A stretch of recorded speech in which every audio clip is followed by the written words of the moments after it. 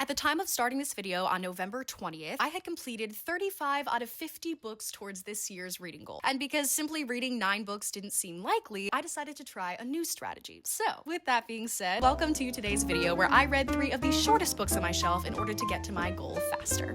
So endearing. I'm kind of like, what's going on? It's hurting my feelings real bad. Life sometimes sucks, but also life sometimes is beautiful.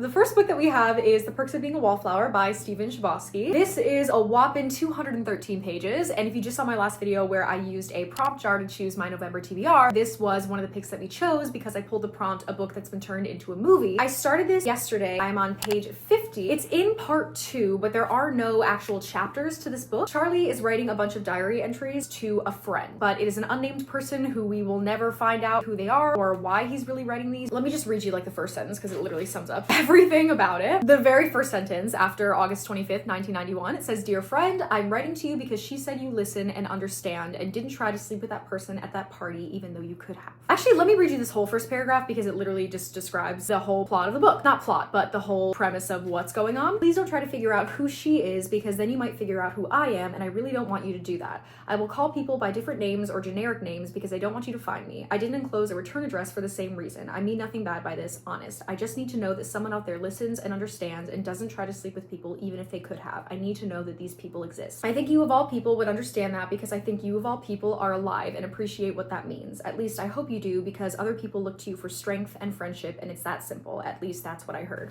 And so if that confused you as much as it kind of confused me, I had to reread that was honestly like the first 3 paragraphs, like 57 times to try to understand what was going on. Even though I've seen the movie, I know this story pretty well. I've seen it a couple times. I still was like, let me go back. What are you saying? It literally says on the back here as well, "We may not know where he lives. We may not know to whom he is writing. All we know is the world he shares." It's a very slice of life book. He is starting these letters 2 weeks before he becomes a freshman in high school. I mean, if you've ever seen the movie, it's about his high school experience. It's about things that have happened to him in his life, trying to seek companionship and feel like he's not alone in the things that he's experiencing. I'm a little bit into part 2. This is split up into 4 parts and then an epilogue. It's wonderful so far. He's met his 2 friends, Sam and Patrick. He started high school in September and it's currently November in which he is writing. It's such a beautiful look at the complexities of being an adolescent and the different hierarchies that you experience, and the people like him who are described as a wallflower are kind of quiet. They just observe and they take in everything around them and they understand. There's obviously a lot that our main character is dealing with that we don't really know about yet, but obviously that will slowly be revealed. I'm gonna read a little bit more, but I'm really enjoying it. I am just loving this so far. Charlie is so endearing. It takes no convincing for you to feel for him, love him. He is just the sweetest, most caring, empathetic guy with big feelings who's trying to figure it out, and he just craves friendship and feeling like he is normal. He wants to fit in. He wants to get out of his head and get into his body, even though he's trapped in his head with all these thoughts, things that he analyzes about the world, and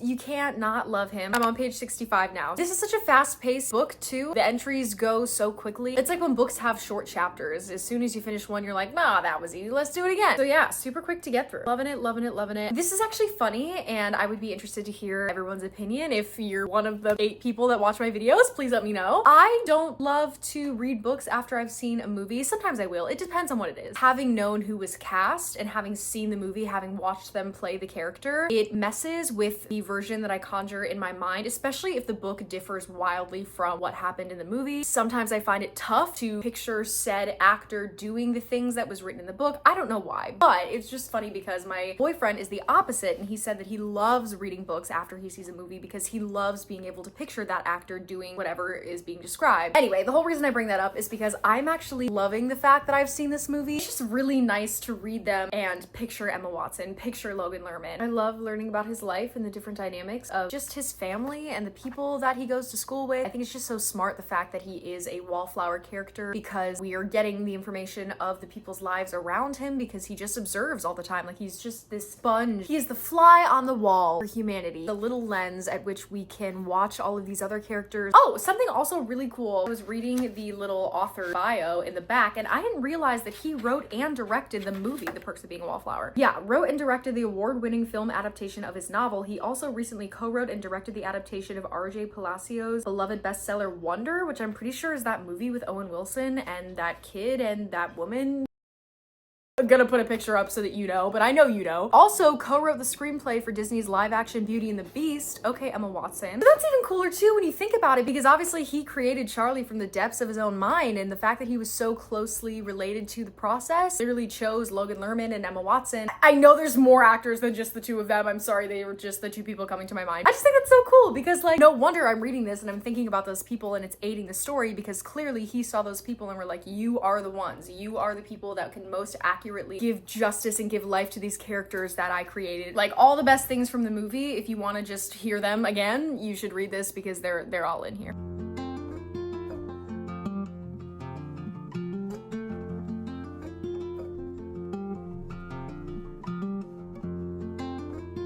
Read a poem as a Secret Santa gift. When he finished, it just said, "It was just something that made everyone look around at each other and know that they were there. Sam and Patrick looked at me and I looked at them, and I think they knew. Not anything specific really, they just knew, and I think that's all you could ever ask from a friend."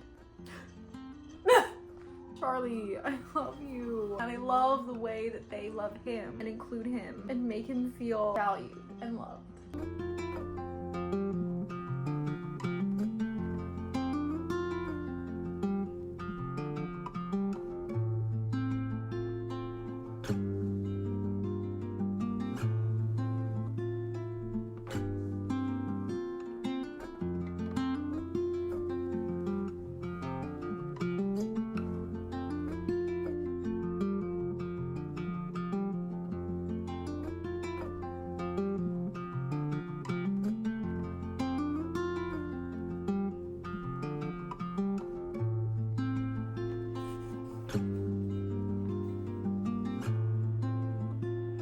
I just wanted you to know that I'm finishing The Perks of Being a Wallflower. And I'm not gonna sit here and just film myself reading it because I want to be locked in. Because this is hurting me real bad. But I just want to let you know, I'm finishing it. I'm on page 205 of 213.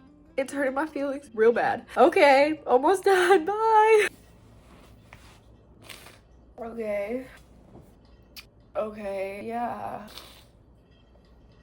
I know it's actually not helpful at all for me to sit here and talk because I'm not even saying anything actually. Actually, it'd probably be helpful if I did talk, but I'm not because I'm crying. Immediate reaction. I know I shouldn't be thinking about a rating right now because literally who even cares? Like, just sit in this fact that you are crying after reading a book, that a book made you feel so deeply and that you had a really good time and also sad time while reading it. Immediate thought is I don't know if I'm gonna give this a 5-star, but the very least 4.5 because this was just so good. This was so unbelievably good. I just loved so many things about it. I love the complexity of humanity. I loved the writing of this. I loved how there are sentences that are very simple in nature but mean a million different things. There's commentary about so much. Check the trigger warning if you want to read it. I'll get back with my final thoughts on this, but at least right now, minimum 4.5 stars. If I think about it for a very long, I am already thinking about it, but I just finished it, so that's dumb to say. Yeah, I loved this. That's all I have to say right now. I can't form a coherent thought. I loved this.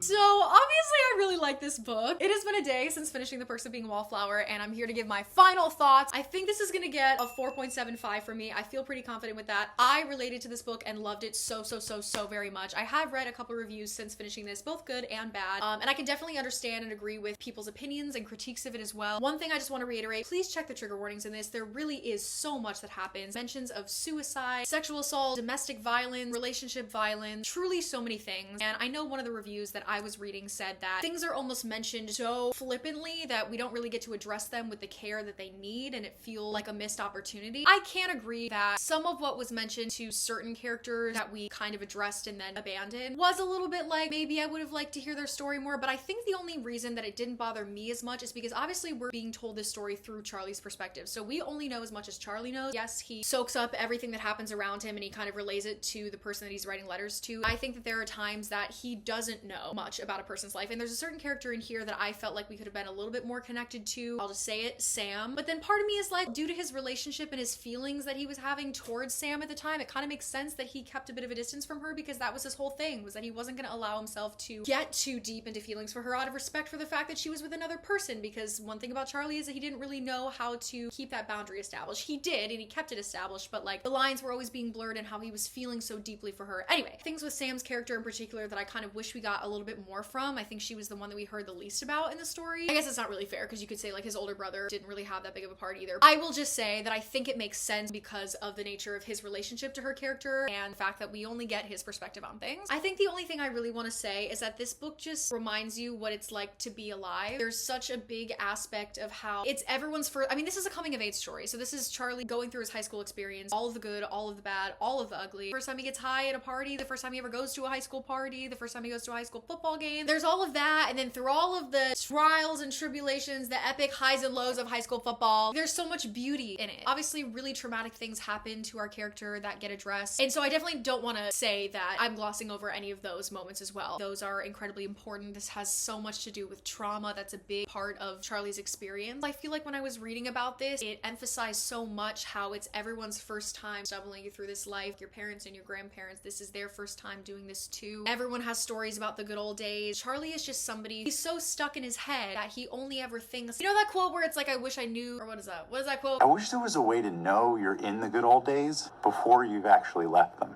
When he's in a moment, he's actively thinking about the fact that this is a moment, this is a core memory, this is a life-changing thing, and it kind of distracts him from participating. And the one thing that I keep thinking about this book, that I keep coming back to, is this idea of being an active participant. One of the key relationships for Charlie in this book is his English teacher, who's played by Paul Rudd in the movie. His name is Bill. It is the most sweet, endearing, wonderful, heartfelt relationship. Kind of take him under his wing in a very supportive and not overbearing way. His English teacher is always telling him to participate. He has to get out of his head, he has to get into his body, and that is something that Charlie actively carries with him. And I just think I keep coming back to that because I am so guilty of that. I'm so guilty of being hyper aware of things, hyper analyzing my own thoughts and feelings about things or moments as they're happening, that it distracts from being fully present in the moment. If there's one thing I'm going to take away from this book, it's to be an active participant in your life. And I know that might sound dumb, but sometimes you need a reminder that this is your life, so you have to experience it because it's yours. It made me grateful to read writing that was so specific about the messy, not so glamorous parts of life in a way that was like, at least we all realize that we do that. It was very relatable. Even if you have never experienced what Charlie has, you've been young once, or maybe you haven't and you're gonna be young now in a couple years. I don't know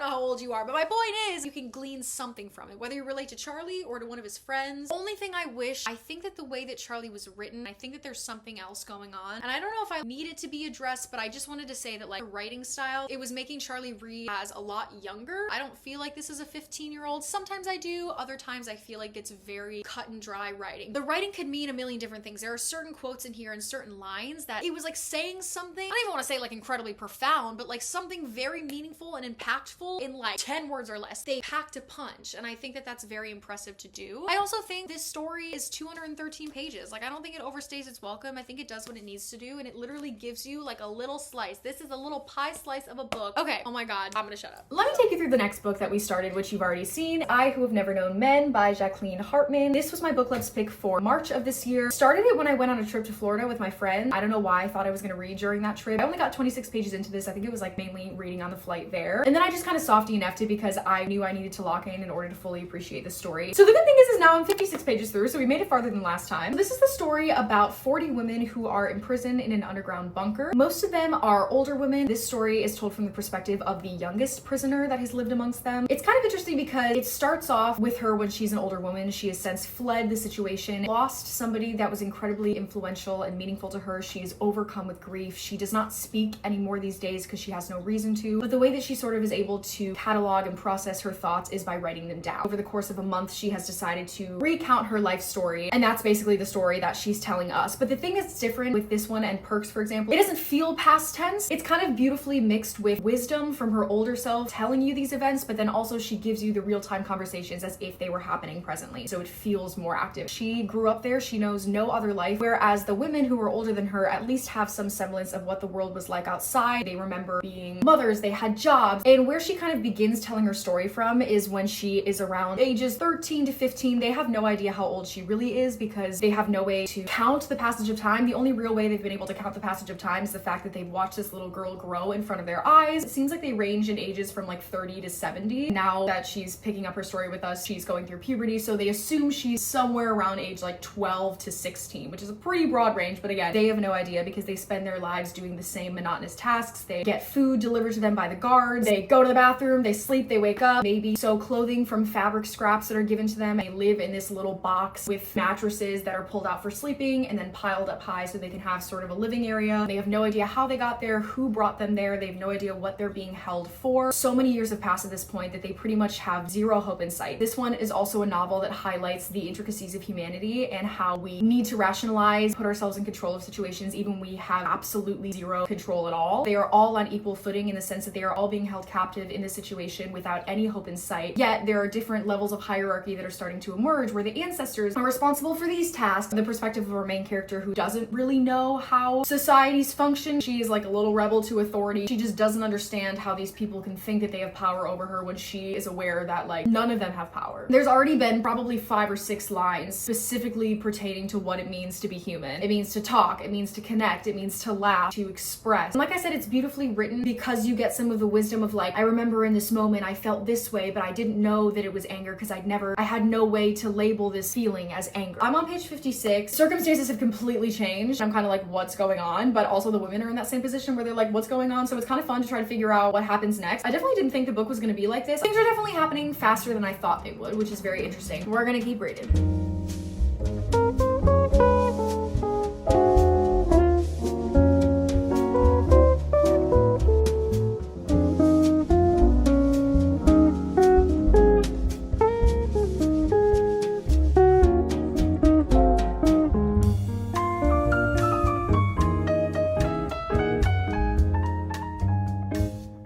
Update, which something I should have mentioned about this book too, there's no chapters. Like there's no way to break up any of the story. It just goes on and on and on and on. Once it starts, it doesn't stop. Like I don't ever know when to stop reading. I just kind of have to like get to the end of what I feel like is a moment, and then sometimes it's hard for me to like pick it back up again. I feel like I've been reading this pretty slow just because once I put it back down, it's hard for me to like get back into, and I never know really when to stop. Just wanted to mention that. But anyway, I just got to page 111. This is like very different than I thought it was gonna be. I haven't read any reviews for this book yet. I guess seen some opinions that it's like really good from some people that I know, but I haven't actually read reviews of people breaking down their favorite things about it, or if they didn't like something about it, specifically what those things were. If there is ever a critique that this is kind of a book about a bunch of nothing, I would be able to understand that. Again, don't know if that's a common critique or not. That's just kind of how I'm feeling. I'm not minding it though. I really do enjoy the way that the story is being told. I love the way it's presented, and I do love the little moments that we are experiencing, giving the vibes of like, it's about the friends we meet along the way. Not much is happening. Stuff is happening. I'm just having the feeling while reading this that it's gonna end and we will have known no more than we know now, than we will ever know, than they ever knew. And I think that's the whole point. So I was right. If you are intrigued by women being trapped in an underground bunker and hearing that one of them ends up helping them escape the situation, and you're like, whoa, that sounds like a really cool plot. What the heck is an underground bunker for? What is the state of the world? What does that mean? You will never know. That's a much needed preface, I feel. You are going to be sorely mistaken if you think this is going to be like a really good plot mystery about what the hell's going on. I feel like I can't give this less than a 4 stars because it's definitely one of the most unique stories I've ever read. Like, I'm happy that I experienced it. I don't think I experienced it to its fullest extent or am gleaning everything that other people are from it. I think I was expecting it to like fully wreck me and like throw me into emotional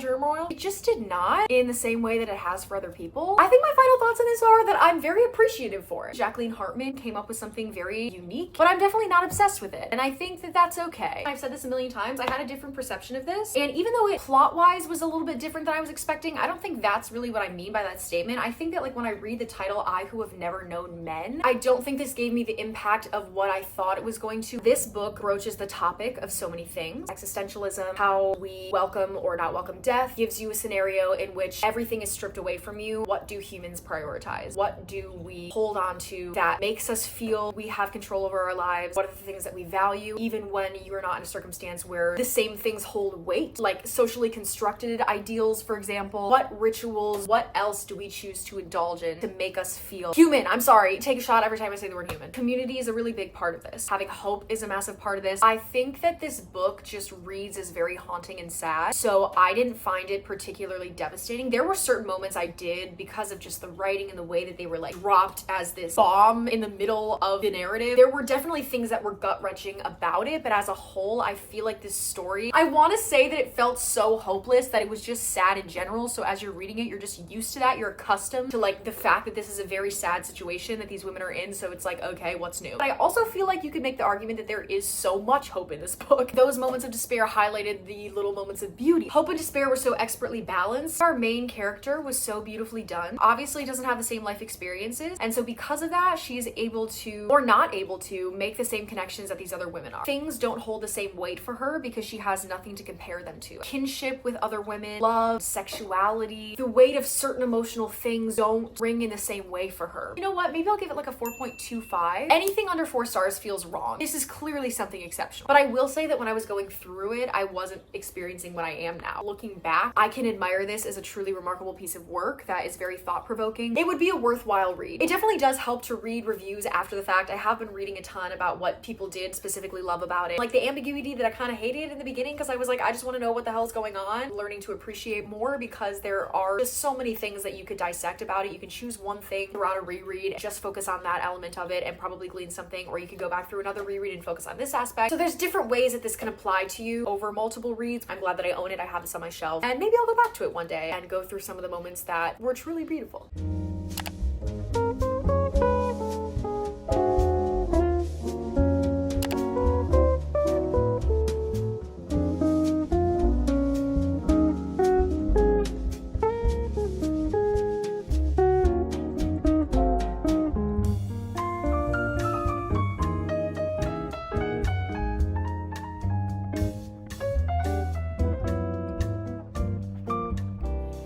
You know that we're at the end of a video because I'm filming in front of my closets. Obviously, I didn't film very much of me reading Discontent by Beatrice Serrano. Let me put the dust jacket on it because it deserves to be shown in its full glory. Give me a moment. I took a lot of time off from reading this book. I read it in such short stints. My parents came in the beginning of December and then I had shows, and then I was also dual reading my book club's book that I just went to a meeting for yesterday, A Magical New York Christmas by Anita Hughes. I gave it 1.5 stars. I'm not even gonna talk about it on this channel because I really disliked so much about it. I'm in the middle of rereading Hamlet, which I literally cannot understand, and that's taking me forever as well. The point is that I didn't film this because I would read like 5 pages of it on the train and then maybe read 2 more pages of it before bed at night. But what I need to tell you about this book is that every time I picked it up, I was enthralled. This is a 5-star. This is a 5-star. I have so little actual 5 stars for this year. I have a lot of like 4.5, 4.75 energy, as you guys have seen, but this is a 5-star. I just wrote a Goodreads review about this, and so I'm gonna kind of paraphrase what I was able to just solidify from my thoughts. This is such an impressive debut. I am so excited for whatever the hell else Beatrice Serrano puts out because her voice is so clear. It is so witty. This is about the atrocities of corporate life. It is about a woman who is stuck in this soul-sucking, mundane existence. She works in middle management at an advertising agency, actively hypocritical, playing the corporate game for financial stability. I mean, this has commentary on how all of us are trapped in this cycle, forced to be workers for capitalism, and how we need it for financial stability. We need it for the culture of success, personal success, the pressures of society to feel like you have a job that's worthwhile. If you have a salary job with benefits, that means you are better than other people or like worth more. Your social currency is more. She is like a depressed, Ativan addicted, YouTube obsessed woman who, like, this book, I think it's so funny. And yet again, it's also depressing. Like, she's not calling out anything new. Everybody knows that we are actively in these cycles where we all feel like we have to slave away until the day that we die. And yet you put this book down and you're like, okay, back to work. Or like, I can't read because I'm on the middle of my shift and I only had 20 minutes to like shove food into my face on my lunch break that should have definitely been longer. Or maybe I didn't even get a lunch break today and I've been on my feet for 8 hours and this is definitely my workplace taking advantage of me. It has so much commentary about how we're all replaceable in the corporate world, and she always is like, what if I died right now? Like, someone does die in this book, and a lot of her coworkers' responses are first, of course, like, oh my god, that's so sad. And then it turns into like, can't believe that happened. Like, I'm gonna be fucked for the presentations this week. She left us in such a bad spot. And it's like, someone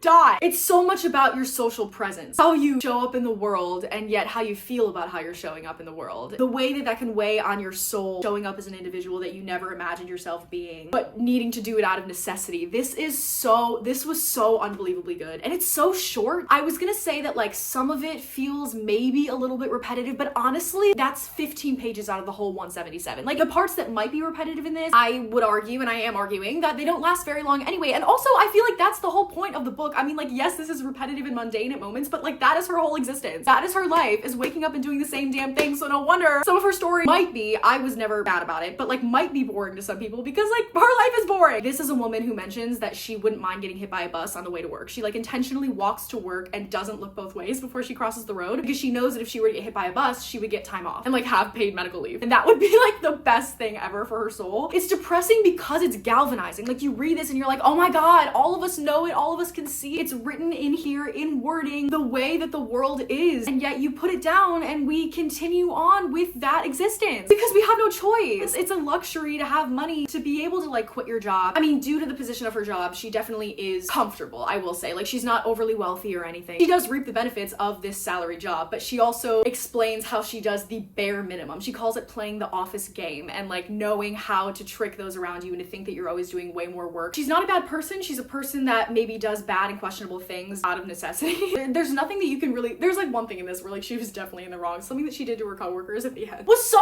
funny though. And I'm like, girl, I understand it. I wouldn't do it. The email thread at the end of this really took me out. I was laughing so hard. And I just wanted to say that this book is so incredibly good. And it's so short. I know that's the whole point of this video, so no shit. Okay, that's it. So good. If you take anything from this video, read The Perks of Being a Wallflower. Make sure that you're emotionally okay to handle it. And then also read this as well because it'll be probably equally as depressing, but so funny. Like you're gonna laugh and also realize that life sometimes sucks, but also life sometimes is beautiful. And with that, we are at the end of another reading vlog. Thank you guys so much for reading. Also, little mini update on where we're at after finishing this book. We are 39 books out of our 50 for this year. So basically what that means is I still have 3 more plays I need to complete for this year, as well as 8 books. I mean, it's currently December 16th, so like I don't know when I think I'm gonna be reading 8 books by the end of this year, but I'm trying. I am going to try to finish out strong. I'm going to buddy read The Women with a Friend of Mine by Kristen Hanna. I also have The Housemaid checked out. I have had zero interest ever to read The Housemaid, but I saw the trailer and I just feel like if I'm gonna go see it, I feel like I might want to read it beforehand. So I did check that out from the library. Those are probably gonna be like only 2 more reads that I have. I mean, let's be honest. It took me so long to read this one, right? I hope that you are surpassing your reading goals, or if not, you are close. And if you're not close, that's also okay because neither am I, and we are both gonna live in this world where it's like maybe we didn't complete our goal and we are still worthy. That is fine, and we still read a lot. If you read even 1 book this year, you are doing a good job stimulating your brain. So thank you guys so much for watching. I hope you have a wonderful evening and I hope you have a happy holidays, and I will talk to you later.